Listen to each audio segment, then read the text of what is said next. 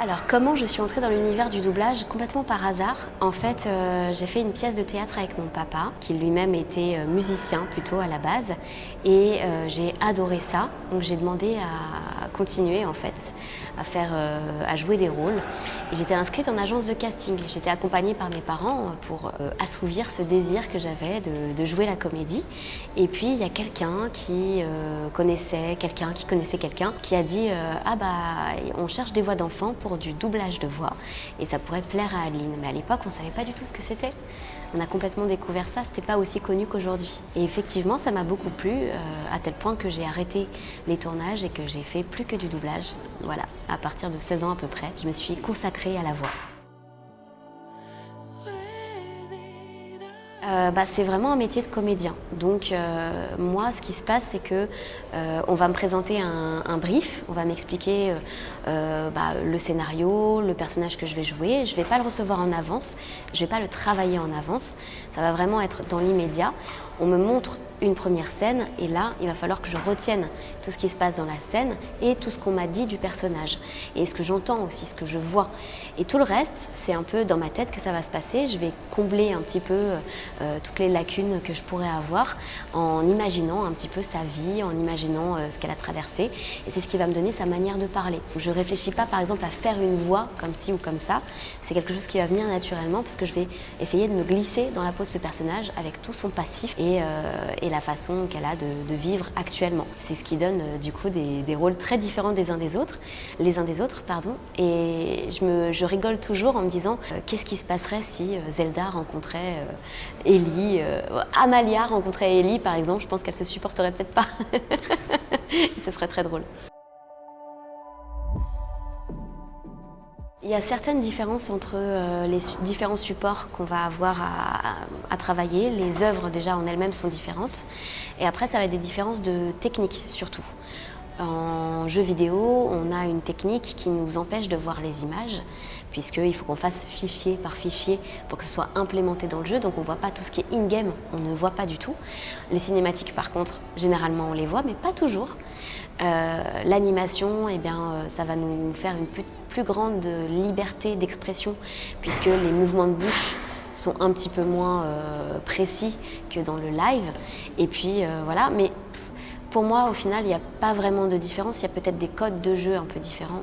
Et encore, pour moi, la différence, ça va être juste de personnage en personnage. On peut avoir un personnage complètement loufoque, barré en live, et un personnage très lisse, très calme en animation. Donc, on a certains stéréotypes en tête, mais ils ne sont pas toujours vrais. J'ai différents personnages qui m'ont vraiment marquée.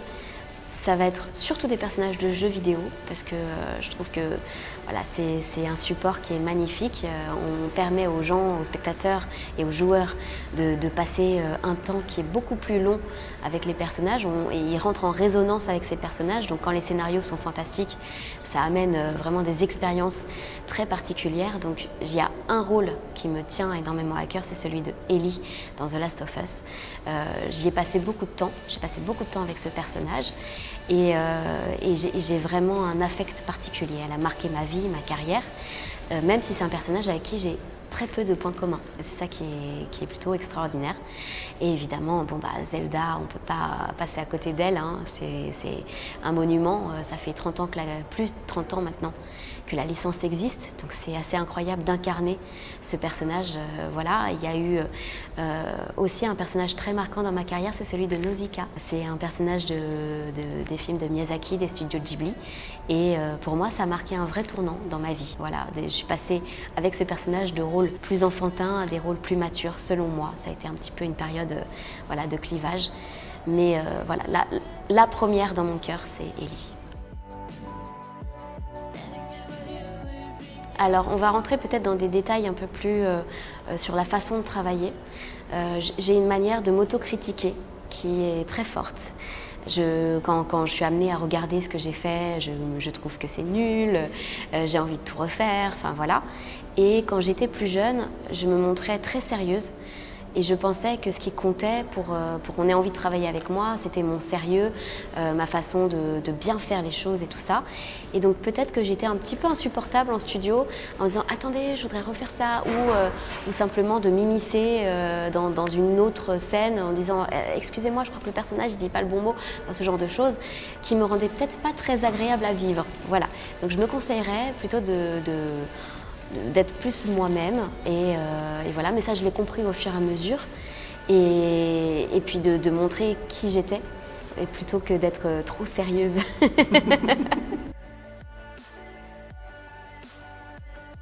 Oui, c'est vrai que dans mon métier, la confidentialité est très forte et généralement quand on me demande quels sont tes projets, je ne peux pas les dire, mais là je peux puisque ça a été annoncé publiquement, la saison 4 de Wakfu arrive.